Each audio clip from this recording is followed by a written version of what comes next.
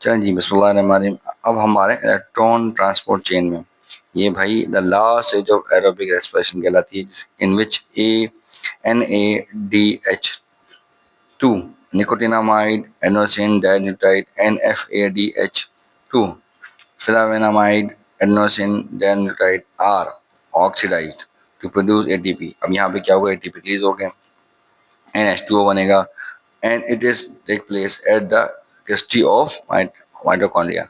अब जो माइटोकॉन्ड्रिया की दो लेयर्स होती हैं, एक अपर लेयर होती है, आउटर लेयर होती है, और एक अंदर की लेयर होती है जो ऐसे घूमी हुई होती है। देखो हम दिखाते हैं आपको, ये देखें, ये देखिए देखा है घूमी हुई स्टेज ये है। ये क्या कहती है, इसको इसकी जो फोल्ड्स हैं उसको हम क्रिस्टी कहते हैं।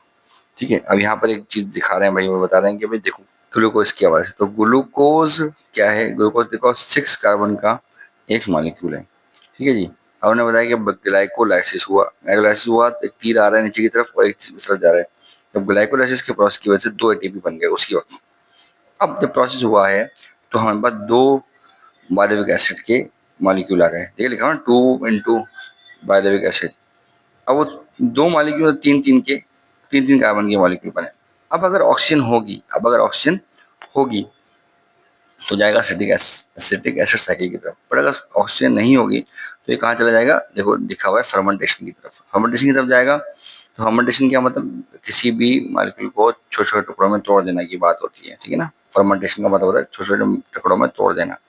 तो वहां से क्या होगा, हमें क्या होगा, 2 लैक्टिक एसिड नजर आएंगे और 2 एथेनॉल मिलेंगे प्लस CO2 मिलेगा। यानी कि क्या हो रहा है, एनारोबिक रेस्पिरेशन की तरफ हम लोग चले जाएंगे। लेकिन अगर एरोबिक रेस्पिरेशन होगी तो कहा जाएगी शायद सिट्रिक एसिड साइकिल की तरफ। अब ये कॉम्प्लेक्स साइकिल है, ठीक है ना, इसमें सिर्फ ओवरव्यू दिया हुआ है।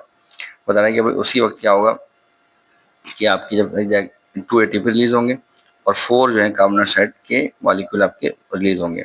उसके बाद वो जाएगा किसकी तरफ, इलेक्ट्रॉन ट्रांसपोर्ट चेन की तरफ। तो वहां पर क्या होगा, 34 एटीपी रिलीज होंगे। कितने होंगे, 34 एटीपी रिलीज होंगे। टोटल एटीपी जो होंगे रिलीज होंगे, जो हम शुरू में डिस्कस किया 36। वो कैसे, 34 एटीपी इलेक्ट्रॉन ट्रांसपोर्ट चेन के नतीजे में होंगे और 2 एटीपी जो हमने याद है आपको, जब ग्लूकोज को ग्लाइकोलाइसिस के प्रोसेस में हम लाए थे तो उस वक्त रिलीज हुए थे। दोनों मिला के क्या बनते हैं, 36 एटीपी बनते हैं।